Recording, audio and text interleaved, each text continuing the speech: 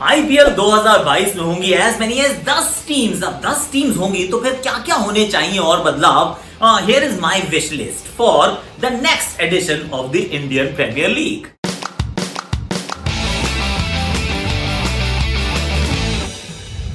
नमस्कार, आप सब देख रहे हैं क्रिकेट आकाश में आप सभी का स्वागत है। और प्लीज मास्क अप, घर से बाहर निकलो तो डबल मास्क अप और सोशल डिस्टेंसिंग मेंटेन करके एक दूसरे का साथ देके please let's keep fighting this battle.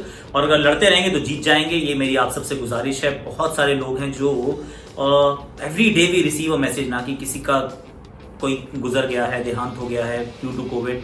Cricket family has lost a lot of people as well. तो उन सब के लिए we sending our thoughts and prayers. पर आपको मैं कह रहा हूँ प्लीज अपना ध्यान रखिएगा। आप इस फैमिली का, मेरी फैमिली का हिस्सा हैं तो मेरे दिल के बहुत अजीज हैं। और खासतौर से अगर आप टेलीग्राम पे भी हैं तो फिर वहां पे भी आ जाना, link is in the description. पर अब जरा बात करते हैं क्या क्या होना चाहिए। तो मेरा एक ना विश लिस्ट है। पहली बात तो ये है कि जब 10 टीम्स की आईपीएल हो तो 5 ओवरसीज खिलाड़ियों को 11 में अलाउ करना चाहिए। ये थोड़ा सा कंट्रोवर्शियल मामला है, हालांकि इस पे मेरी राय ये है कि ऐसा होना चाहिए। अभी ESPN क्रिकेट इन्फो के लिए भी हम कुछ कर रहे थे तो उसमें भी यही कहा था मैंने। कि 5 मैं क्यों कह रहा हूँ। पहली बात तो देखिए 7 और 4 का बैलेंस बहुत अच्छा है, विच इज फैंटास्टिक। लेकिन 7 के साथ जैसे ही आप वो कहना कि अब यही 7 खिलाड़ी मुझे और चाहिए, मुझे 14 और चाहिए ये 2 और टीम्स के लिए, तो वो ढूंढना थोड़ा सा काम कठिन हो जाएगा। ये मुझे ऐसा प्रतीत होता है कि इतने खिलाड़ियों को हम और ढूंढ नहीं पाएंगे। 14 ऐसे और खिलाड़ी नहीं है भारतीय जो आप खिला भी लें और जो लीग का स्टैंडर्ड है वो कम भी ना हो।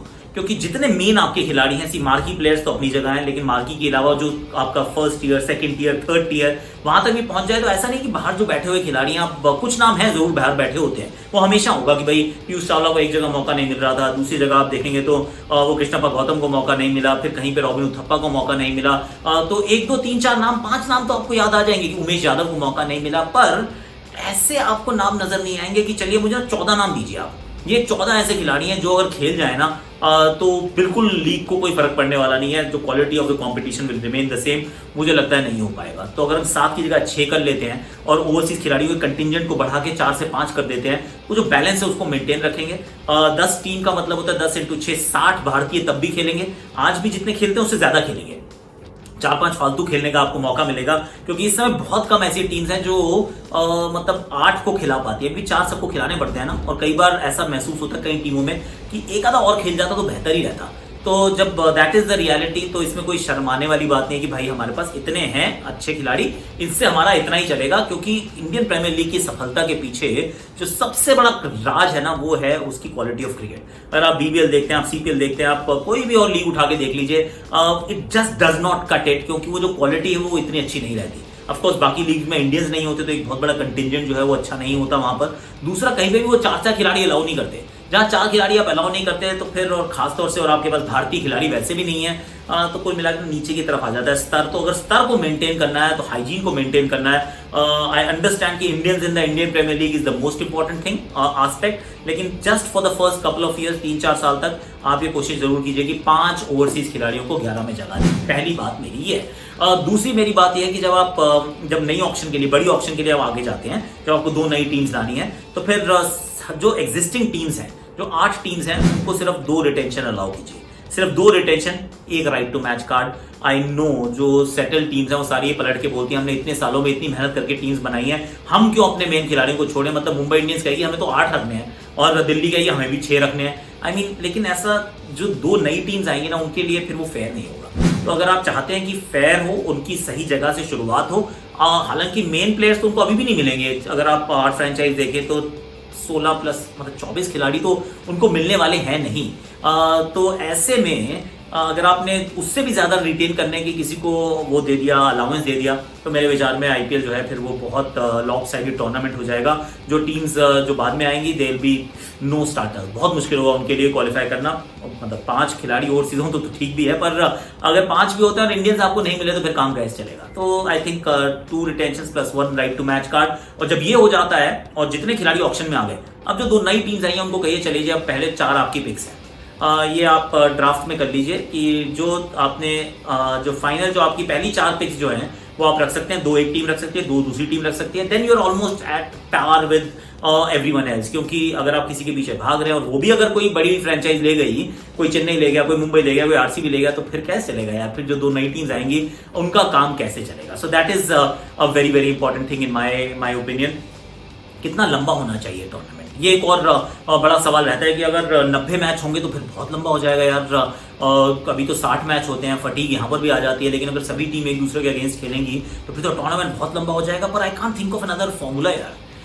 आई अंडरस्टैंड कि थोड़ा सा ज्यादा हो सकता है, फटीग हो सकता है कि सारे प्लेयर्स थ्रू आउट अवेलेबल भी ना हो पाए, क्योंकि इतनी बड़ी विंडो ढूंढना मुश्किल होता है। मे बी मिड मार्च में आपको शुरू करना पड़ेगा, मई एंड से भी हो सकता है जून फर्स्ट वीक तक चली जाए लीग जो है वो उसका लंबी हो जाए। लेकिन ना इट वोंट बी फेयर अगर हम उसको एक बार फिर वो बीच में तोड़ दें। एक बार किया था ऐसे कि आधे मैच एक टीम के खिलाफ आप 2 बार खेलेंगे और बाकी जो टीम बचे उनके खिलाफ आप 1 बार खेलेंगे। जस्ट डजंट मेक सेंस, मतलब कॉम्प्लिकेट हो जाता है। इजी समझना ये होता है कि ये भैया 10 टीमें या सब टीमें एक दूसरे के अगेंस्ट एक बार खेलती है, एक बार घर पर एक बार अवे, तो कुल मिला के जितने मैच होते हैं this is what and then you go the playoffs. I still feel that should be the way.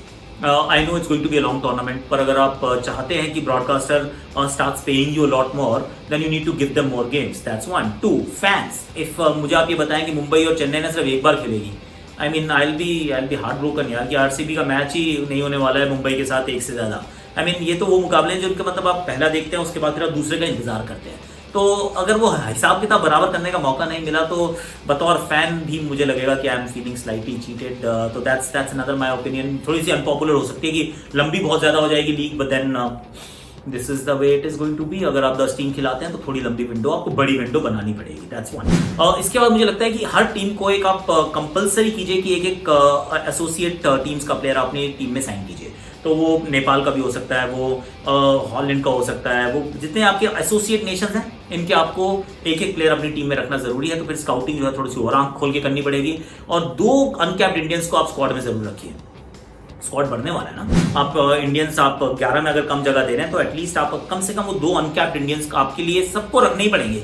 2 uncapped Indians का मतलब आप जाइए, आप ढूंढिए फर्स्ट क्लास क्रिकेट में, आप वॉच कीजिए अंडर 19 क्रिकेट, और हर टीम में 2 आपको अनकैप्ड इंडियंस रखने पड़ेंगे और एक एसोसिएट नेशंस का प्लेयर रखना पड़ेगा। That's what I feel. 11 में नहीं कह रहा हूं कि 11 में अगर आपने ये रूल बना दिया ना तो फिर काम खराब हो जाता है। फिर वही होता है जो साउथ अफ्रीका का हुआ था कि आपके पास रिजर्वेशन है। Reservation is never good for cricket. In the and sports के लिए कभी भी अच्छा नहीं होता, क्योंकि फिर जो क्वालिटी है that tends to suffer. So that's my other opinion. 2 uncapped Indian और एक एसोसिएट नेशन का player in the squad for every team.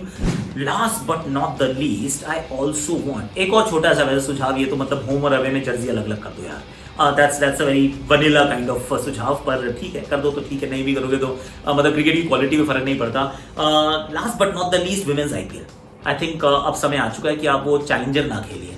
2022 तक आपके पास समय है। आप 4 टीम्स की एक मिनी कहते हैं ना वो विमेंस आईपीएल से शुरू कीजिए, जिसके अंदर आप 5 ओवरसीज खिलाड़ी को रखिए, 6 भारतीय खिलाड़ी को रखिए, आप 7-4 कर लीजिए जो आपको पसंद आता है, कंसिडरिंग कि कितनी डेप्थ है विमेंस क्रिकेट में।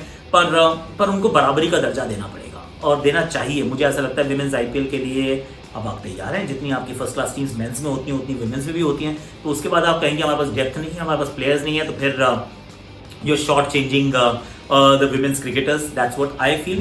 तो मेरा ये मानना है कि आप विमेंस आईपीएल की तैयारी कीजिए 2022 में। That would be one of my wish list, या कहें विशेज ऑन द लिस्ट। तो लिस्ट ये हुई कि 10 टीम के आईपीएल में 5 ओवरसीज, 2 अनकैप्ड इंडियन और एक एसोसिएट नेशन का प्लेयर वो आप अपनी टीम में जरूर रखें। उसके बाद 2 खिलाड़ियों को रिटेन करने का मौका दीजिए आप, और एक को राइट टू मैच कार्ड। जो 2 नई टीम्स हैं उनको आप मौका दीजिए कि आप और बाकी सबके ऑप्शन शुरू होने से पहले आप अपने एटलीस्ट 2 प्लेयर्स तो अपने पास रख लिए, ताकि आपके पास कुछ तो हेड स्टार्ट है। अदरवाइज आप you will always be playing the catch up game. Home and away के लिए अलग अलग जर्सी आप रख सकते हैं, and then women's IPL. Please let's have that sorted. वो होना चाहिए, मुझे ऐसा लगता है। आप जरूर बताइएगा आपको ये वीडियो कैसा लगा, आपको इनमें से सुझाव कौन से अच्छे लगे, कौन से अच्छे नहीं लगे। बाकी कमेंट का सेक्शन आपके लिए, उसको भर दीजिए, मतलब आप ही का तो है। अभी के लिए आप लाइक कीजिए, शेयर कीजिए, सब्सक्राइब कीजिए, कमेंट कीजिए, नोटिफिकेशन घंटी बजा दीजिए प्लीज बजाइए।